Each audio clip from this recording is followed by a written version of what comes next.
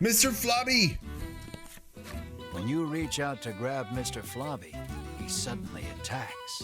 Wait, no, don't attack me, Lower Mr. Flubby. Mr. Flubby's stamina to calm him down.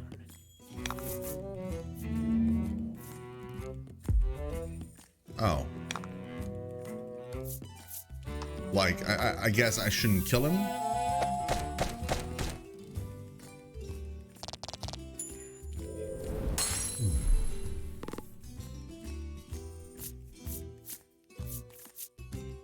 Yeah, 0 XP.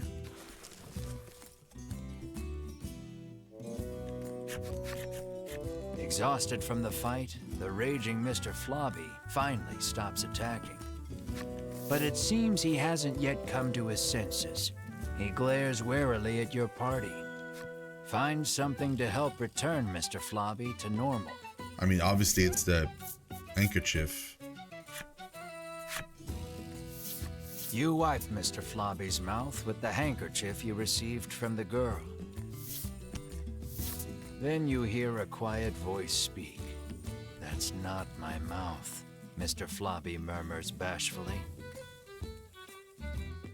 Twice. Twice that happened. The familiar scent on the handkerchief returned him to normal.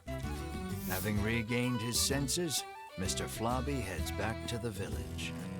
You place the increasingly sticky handkerchief in your bag. Oh my god.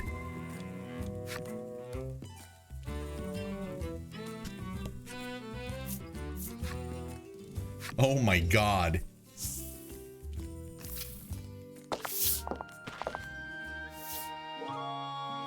Lappy approaches and tells you that Mr. Flubby has returned.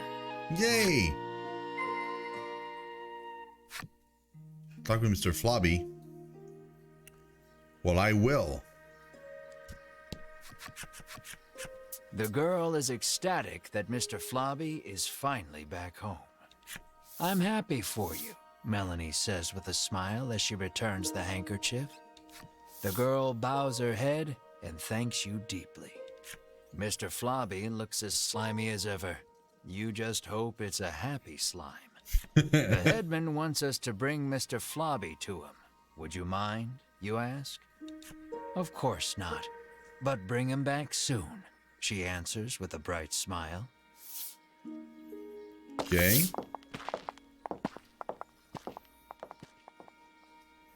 So I have a suspicion. I'm pretty sure it's the headman, the mayor, is eating the monsters.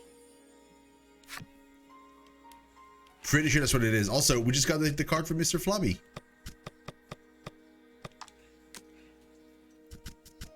I swear to God, if they make another reference to the fact that it's not his mouth, I'm gonna scream. Oh, he's not here. Oh, he's in the monster category?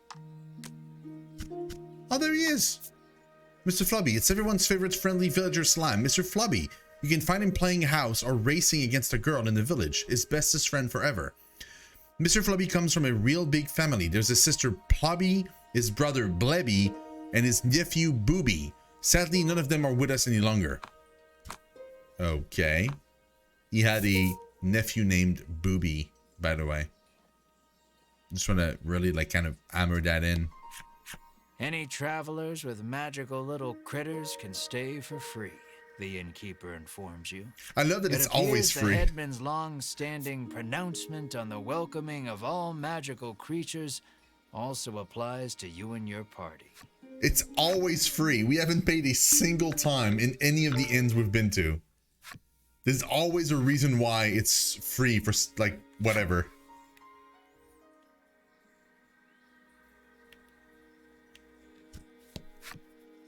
Yep. I'm sure he eats them. It's got to be it.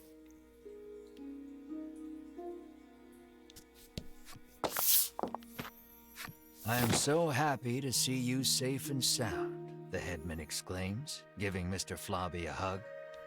You explain everything that happened, including the incident with Vince and the Ivory Order. He expresses his relief that the Order will be taking care of the criminal. We did, though. He then thanks you for your hard work and instructs his stewardess to prepare dinner for your party.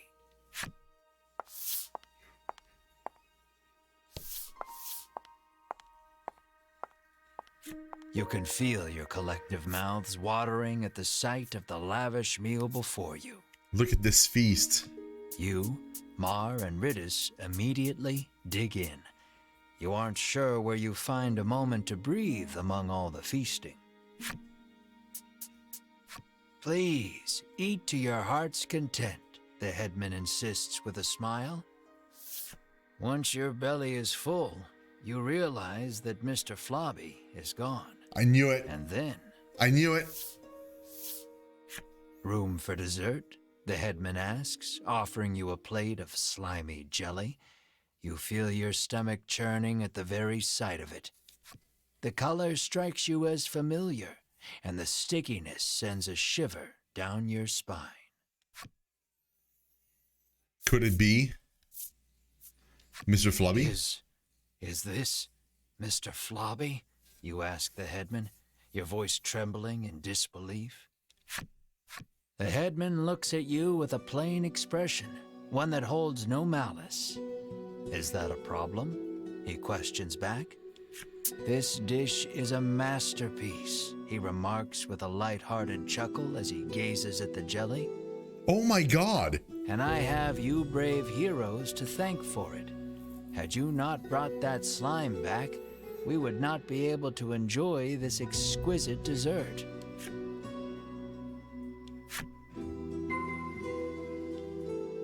Take your leave of Unionville? Yeah, we're leaving. I can't believe that we, like... Can I just, like... Are you full? He asks, seemingly concerned at your silence. It would be a shame to let something so splendid go to waste. I was hoping that, like, we would get, like, the back of his card or something. You move to leave, but the headman stops you. I try to get my meat while it's still young and tender, but at least your pet is very plump, he remarks, licking his lips. Oh, my dude, I am gonna smack you. He points at Mar and asks, would you consider leaving that creature here with me? Bro, Martin for sale, for one. Never, you refuse flatly, not bothering to hide your discomfort. Think about it, he entreats. And then you grab the headman by his lapels, hands trembling in fury. There we go. Oh, I'm gonna slap you.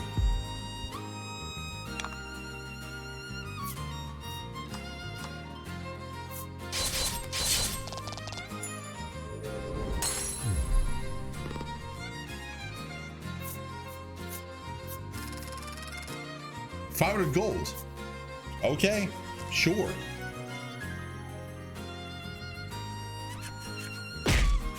You pummel the headman with all your might.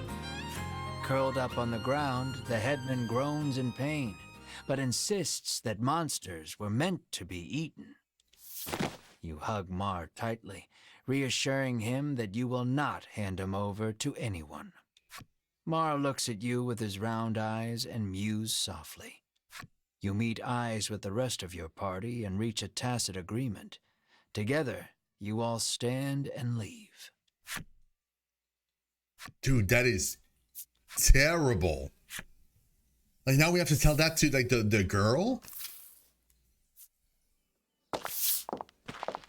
Who's following us outside? As you are about to leave the headman's house, though, the old man suddenly charges at you from behind. But Mar, the keener of you two, is quick to block his path. With a crash, Mar and the headman tumble to the ground. From the headman's hand falls a small blade. It clatters to the ground, covered in blood. No. You did not. You take the injured Mar to an inn where you can watch over him. You gaze at the unconscious Mar with concern. Despite the shallow wound, no amount of medicine seems to rouse Mar from the bed. I heard that my friends were in danger, so I came as quickly as I could, Lappy says. As he reaches Mar's bedside, he leans over and licks his wound. This is what-you-call-it extract, he shouts. What-you-call-it extract? He explains that it is a poison extracted from a certain monster. If it enters the body, it drastically reduces one's stamina. Hearing those words, you realize the headman's blade must have been coated in this poison. Mar's condition starts to make sense. Isn't there anything we can do? Melanie asks. Lappy's eyes widen in realization before he places his mouth over Mar's wound and begins sucking. He then puts the what-you-call-it extract into a bottle and hands it to you. Strange extract that Lappy collected from Mar. Lappy says that if you follow the road south of the village, you will reach Shoreland. He tells you to give the extract to the famous nutritionist there.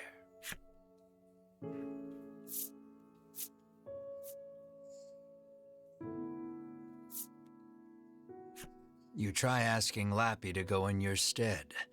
Since you already know the particulars, why don't you go? Oh, that's not what I thought I was going to do. I would love to go, but alas, I am a monster, and still a child, he answers. Thus, venturing to other towns would be perilous. True. You raise an eyebrow, recalling someone who had said they were ready to leave the village on a journey. You decide to go, knowing that Mar's health is your top priority. Well, thank God I wasn't actually using Mar. The extract comes from a monster, so it should have no effect on one, Lappy remarks with a curious tilt of his head.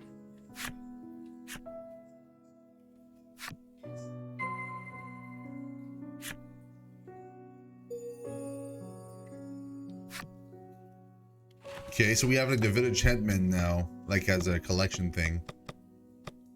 Man, this guy just, I'm angry. A traveling gourmand in his younger days, the headman has long been fond of monsters, so much so he founded Unionville, where humans and monsters coexist. Looks don't tell the whole story. Even the most inimitable looking things can harbor incredible flavors, the headman explains, his table filled with dishes never before seen. Dude, swear to God, man. Oh. I thought a beast of that size would eat us out of house and home, she remarks, no doubt talking about Mar.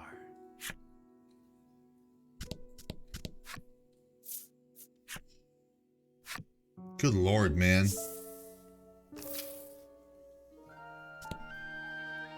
Wait, Mr. Flubby, wait. The girl sighs. You're dirty again, she says, wiping a slime's mouth. Mr. Flubby, you're alive, you exclaim in glee. This is Mr. Globby, Mr. Flubby's cousin, she tells you. What? She just doesn't care? That the Ant-Man is just ate Mr. Flubby?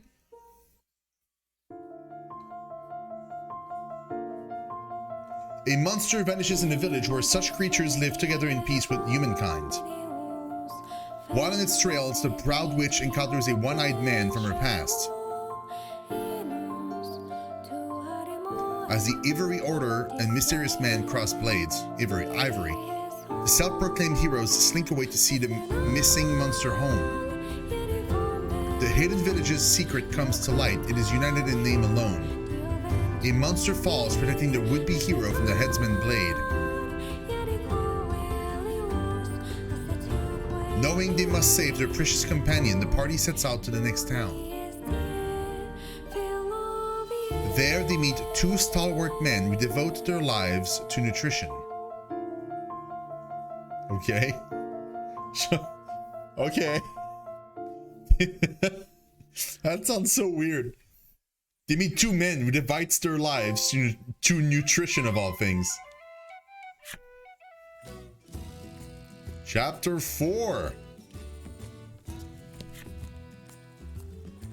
No, the arbor is closed today. It's not what I meant to do. Shoreland.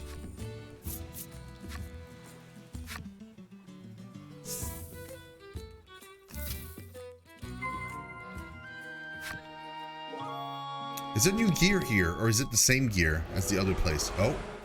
You hear a roar in the distance. According to the townsfolk, it is a very recent phenomenon.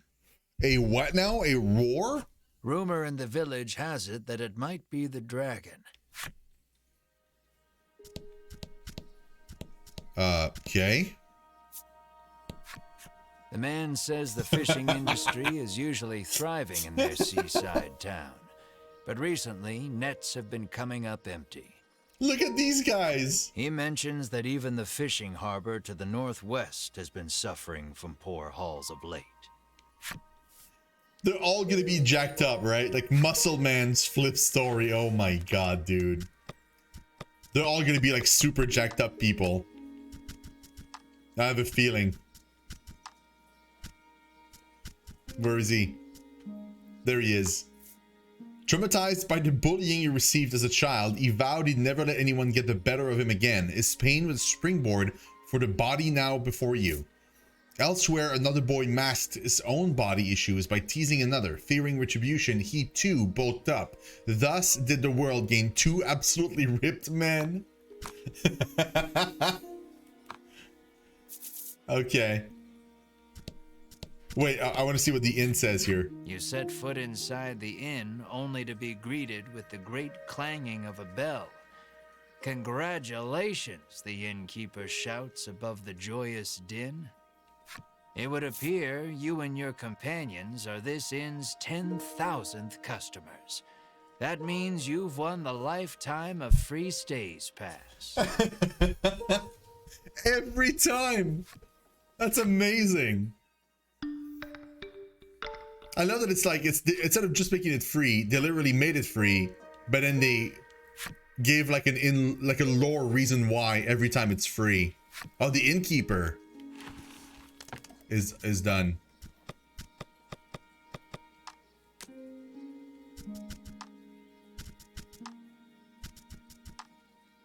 Where is she? He confessed his love to her and asked her to live together with him. He pledged to make her happy. She nodded and agreed readily. Another fully booked night at the inn. All men, all apparently on long stays, each one happy to get to live with her. Okay, well, I mean, sure. Armor. Is there, like, gear here? Oh, deep talons, that's for Mar. Frost mail?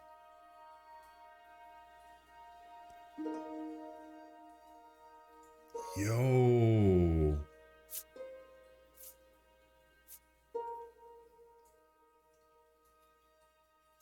And then a bunch of rings, right? Yeah. Well, I'm getting frost mail. It's expensive, but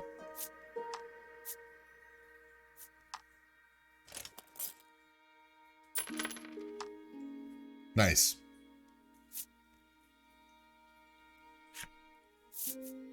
No, we're actually going to sell stuff.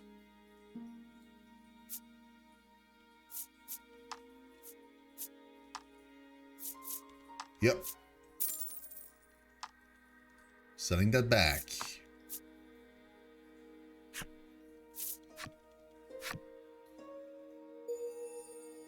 And the blacksmith is done too.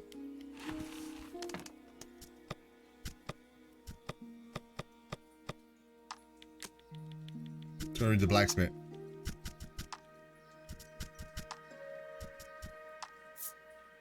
Hello there, striking out on your own, are you? Oh, I've been at this long enough to size people up at a glance. Don't worry, I'll make you exactly what you need. You saw him, right? Real scrawny looking, you'll have no problem taking his money, and I'll have no problem seeing in business. It's a win-win. Wow, he wanted us to like steal from someone or like beat someone up and steal his money. Apothecary. Do we want to buy anything? Nah.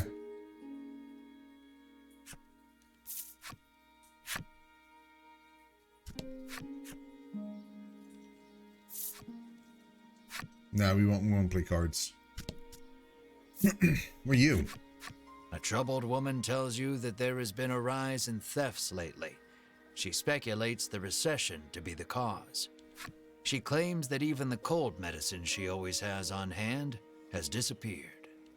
She narrows her eyes at the crowd, suspecting there is a thief among them, and offers a reward for the return of the medicine. Your ears perk up at the word reward, and you immediately agree to help expose the dirty thief. Okay.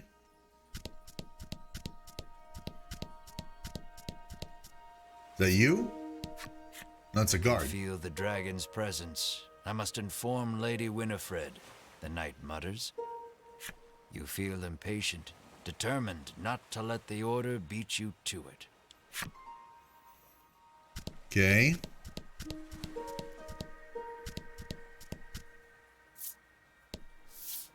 You approach a woman sneaking around in a corner of town. Gotta be the thief. Hearing your voice, she turns in surprise. You see a vial of cold medicine clutched in her hands. You explain that the person she stole it from needs it back.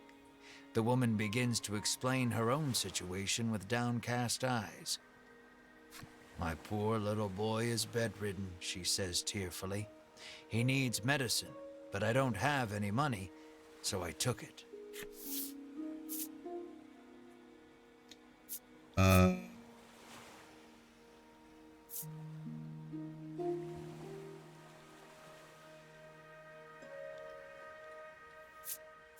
Bro, I don't know, man.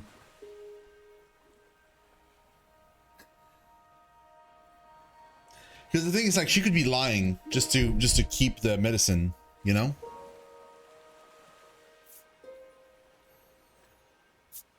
She could also be telling the truth.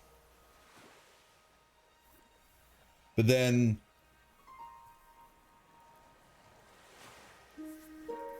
stealing is stealing, you know?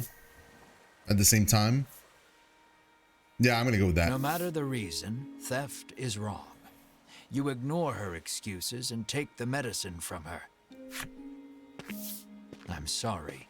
I'm so sorry, my boy, she whispers, her voice breaking with tears as she totters away. Oh, man. You feel bad for her and her child, but know you must return the medicine to its rightful owner. Now to receive your reward. What's too bad is, like, I have money. I could have bought like another bottle just for her, you know? The woman thanks you for returning the medicine and bestows you with a reward.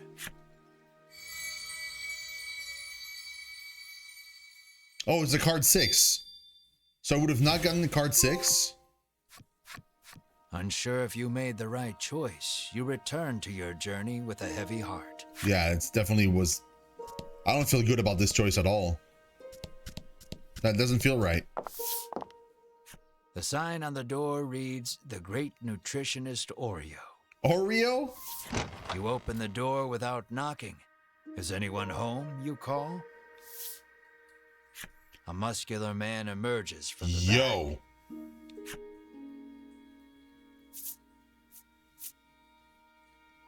Look at that tone.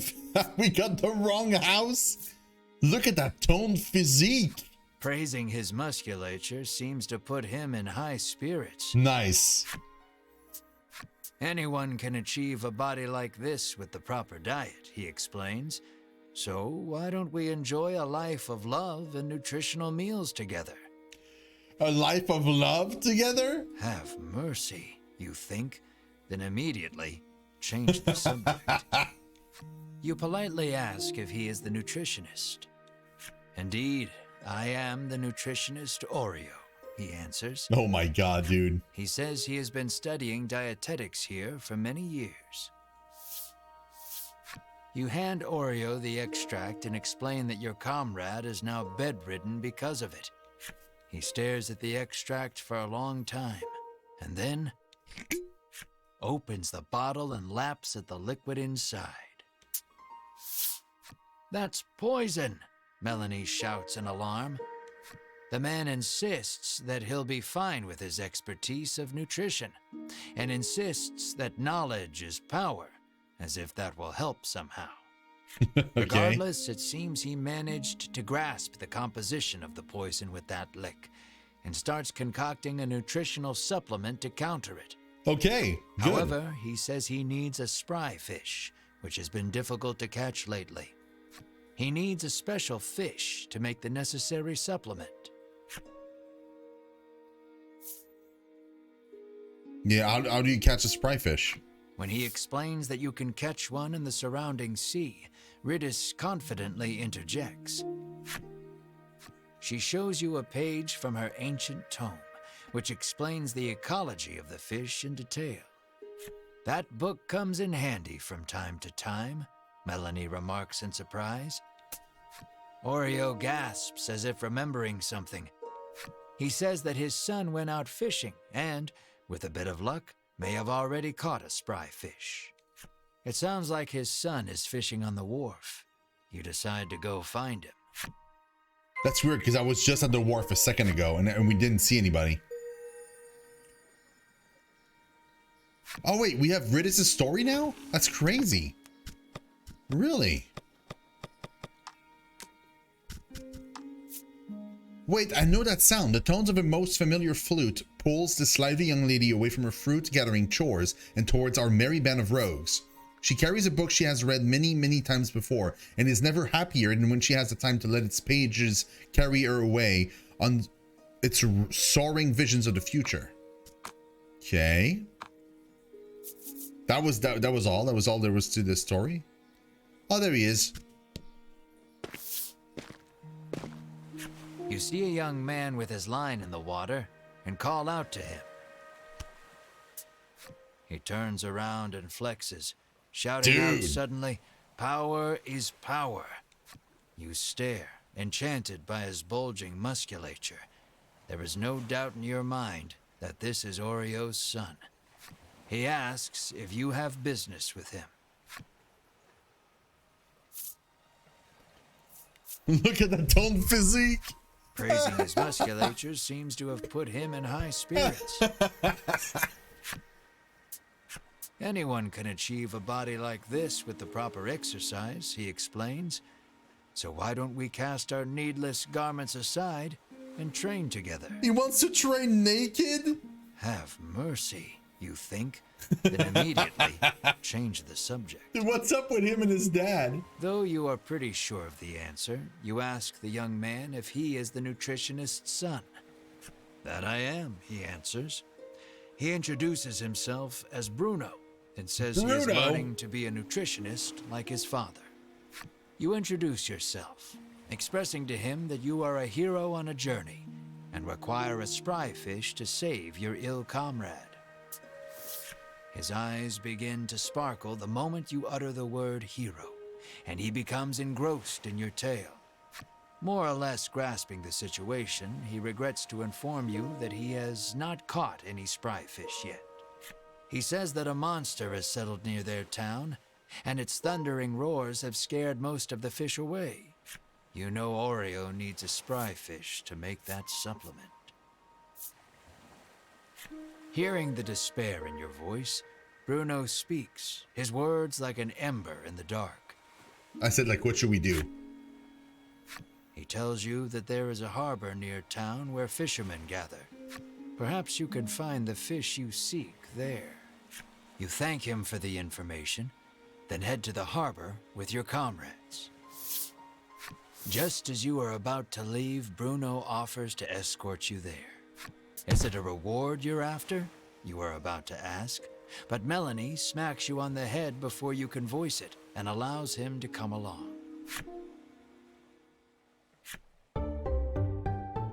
I was sure it was gonna join the party, so that's like that's a new character. No, but I will take a look at what he has. Pretty sure we're gonna keep the party as is though. We'll see. What's his abilities and skills?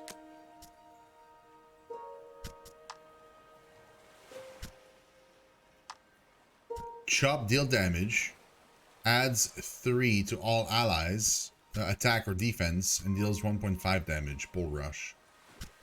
So, and he's got Chop and Bull Rush, which is almost basically what Mar had. But instead of having like a bunch of like more like AoEs and stuff, like he's got a bunch of buffs. Wonder if that means we're not gonna get Mar back.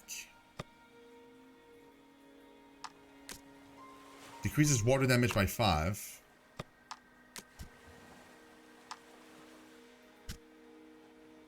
Oh, he's using gloves to fight. The glove of a famous fighter.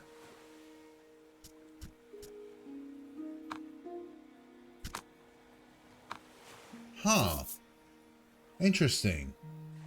Yeah, I'm guessing we're probably not going to get Mar back somehow.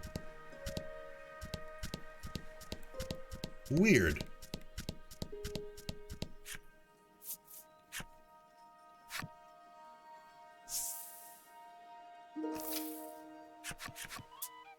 Bruno looks ecstatic that he was allowed to join your party. When you ask him why, he tells you that his dream is to be an adventurer and has thus been training every day. But his father, famed in the world of nutrition, forced him into following in his footsteps. One desires strength, the other knowledge. Unable to see eye to eye, the two fight nearly every day. What will you ask Bruno?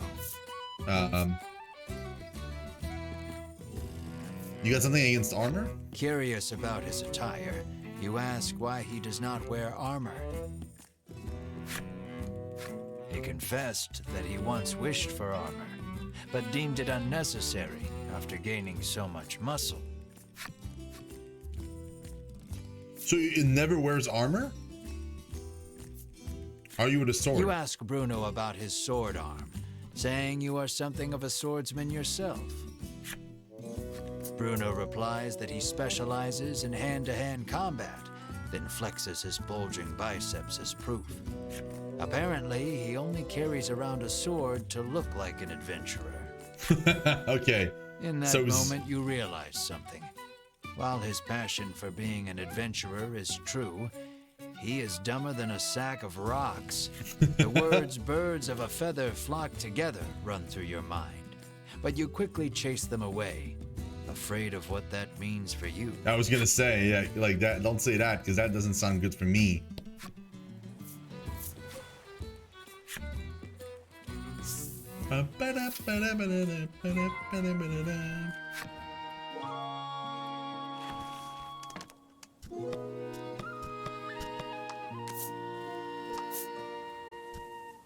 Yes. Okay.